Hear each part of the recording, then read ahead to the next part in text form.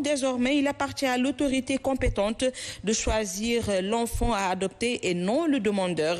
Le nouveau guide international a fait l'objet de partage avec des magistrats de la Cour d'appel de Dakar. Ce sont là les titres, le développement dans un moment.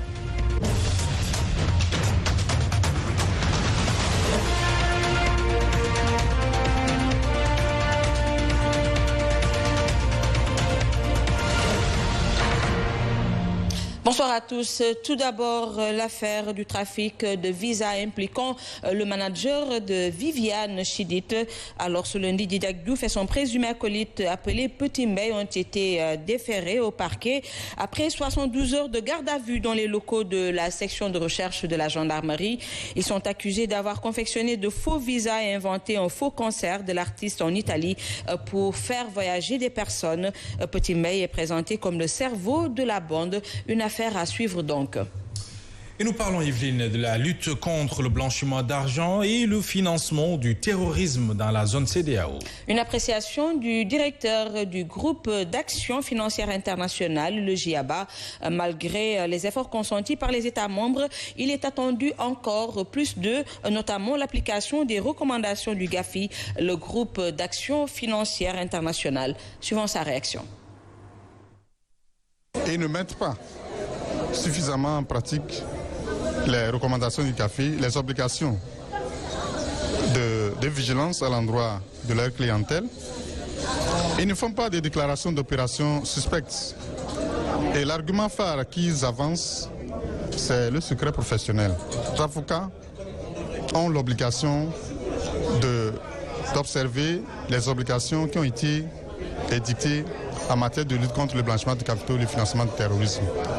Et d'ailleurs, même dans les exceptions que je viens de dénoncer, à savoir les consultations juridiques et la défense, l'avocat ne peut pas être utilisé par son client à des fins de blanchiment de capitaux ou de financement du terrorisme. Donc, dans la région, de façon globale, au niveau de l'efficacité, il y a beaucoup de défis à relever.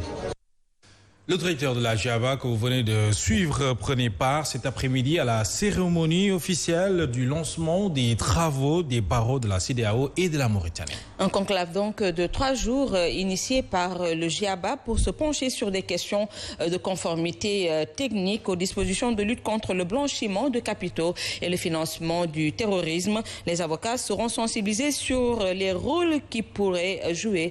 Compte rendu Alassane Baldé, Mamadou Ndoye. Quel rôle pour les barreaux de la CEDEAO et de la Mauritanie pour juguler la problématique du blanchiment d'argent et du financement du terrorisme? La question réunie à Dakar des avocats experts du GIABA. Il s'agira de discuter sur les questions de conformité technique et dispositifs de lutte. Par manque d'autorité de supervision pour certains États, n'arrivent pas à mettre adéquatement leurs obligations en matière de lutte contre le blanchiment de capitaux et le financement du terrorisme. Ce forum vise à permettre aux participants de s'imprégner des obligations qui sont les siennes au regard des 40 recommandations du GAFI. Pour le bâtonnier du Sénégal, cette rencontre vient à son heure. Pouvoir participer efficacement à combattre ce monstre souvent invisible que nous côtoyons au quotidien sans percevoir la menace qu'il constitue pour nous-mêmes, mais de façon plus globale pour l'humanité tout entière.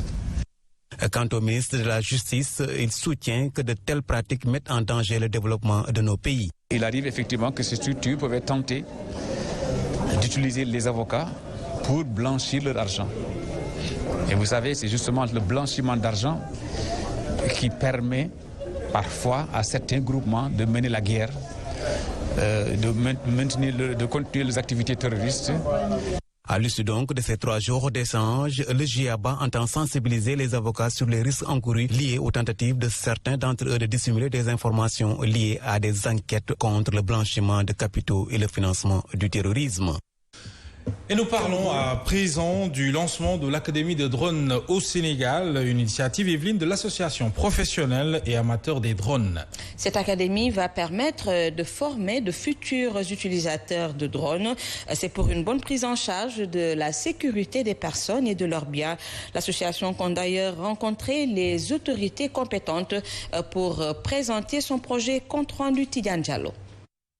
pour atteindre les services du développement durable, l'association professionnelle et amateur des drones et partenaires lance l'Académie de drones au Sénégal. Le lancement de l'Académie de drones au Sénégal, qui est un projet qui vise à former, selon les standards américains, donc selon le modèle du cours de l'école d'aviation de l'Eastern Kentucky University des États-Unis, de former des pilotes de drones certifiés. Donc à la clé, nous aurons des pilotes de drones qui sont certifiés et qui ont acquis un certain nombre de connaissances qui leur permettent de piloter en toute sécurité selon la législation du Sénégal et de l'Afrique de l'Ouest en général.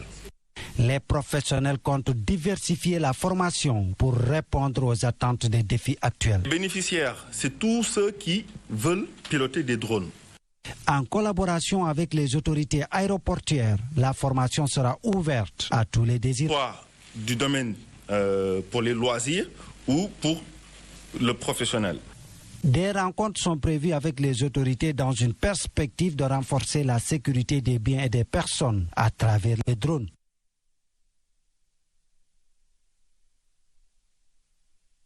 Et la conférence des ministres de l'Éducation, des États et gouvernements de la francophonie a lancé officiellement ce matin les activités marquant ses 60 ans d'existence. Evelyne, des activités qui auront pour rôle de valoriser son expertise, dynamiser son plan de communication et lui redonner de la visibilité. Cette célébration n'occulte pas les défis majeurs de la Confémen, à savoir la qualité de l'éducation. C'est là d'ailleurs la raison pour laquelle elle mise sur le partenariat public-privé. Compte rendu Younoussa Baldé. La célébration des 60 ans de la Confémen a été lancée par le ministre conseiller du président Macky Sall. Ce sont 60 ans d'appui aux politiques éducatives des États et gouvernements membres, à travers notamment le renforcement des capacités des acteurs, la promotion de la bonne gouvernance en éducation. La conférence des ministres de l'éducation des États et gouvernements membres de la francophonie est un cadre privilégié de dialogue et de partage d'expériences des questions éducatives, mais ces défis sont nombreux. Lorsqu'on évalue les acquis, beaucoup d'enfants sortent du système sans avoir appris ce qu'ils devaient obtenir dans le système éducatif. Et l'une des raisons de cette baisse de qualité, on a constaté également que c'est d'abord la qualité des enseignants. Il faut qu'il y ait des enseignants qui soient des enseignants de qualité. Le financement de l'éducation constitue aussi une préoccupation de la Confémen. Et il n'y a jamais suffisamment de moyens financiers pour résoudre tous les problèmes éducatifs. Et au-delà des subventions publiques, nous avons souhaité également que le renforcement du partenariat public-privé soit effectif. Agir plus, agir ensemble, agir pour tous est le thème retenu pour les 60 ans de la Confémen. Toujours dans l'éducation, sachez que la section SAES-CESTI est revenue à de meilleurs sentiments en décidant de suspendre son mouvement de débrayage entamé depuis le 20 janvier dernier. Un mouvement d'humeur entamé pour dénoncer la délivrance de 52 attestations à des journalistes béninois par la directrice du Centre d'études des sciences de l'information et de la communication. Un acte jugé illégal par la section SAES-CESTI qui déclare qu'il viole le décret 2010-706 du 10 juin 2010.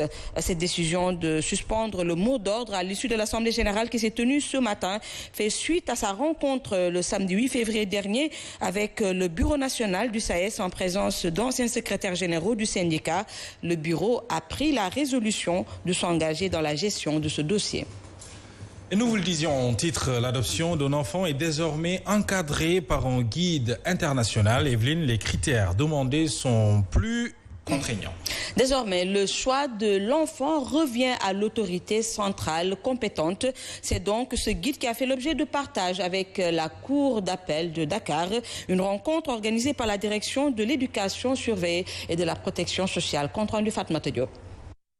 Le Sénégal a mis en place des garde-fous en ce qui concerne l'adoption internationale des enfants, selon la directrice de la direction de l'éducation surveillée et de la protection sociale. Désormais, le choix de l'enfant revient à l'autorité. Dorénavant, il ne sera plus possible pour un candidat à l'adoption, que ce soit une personne seule ou un couple, de venir dans les œuvres d'adoption ou dans un orphelinat pour choisir un enfant.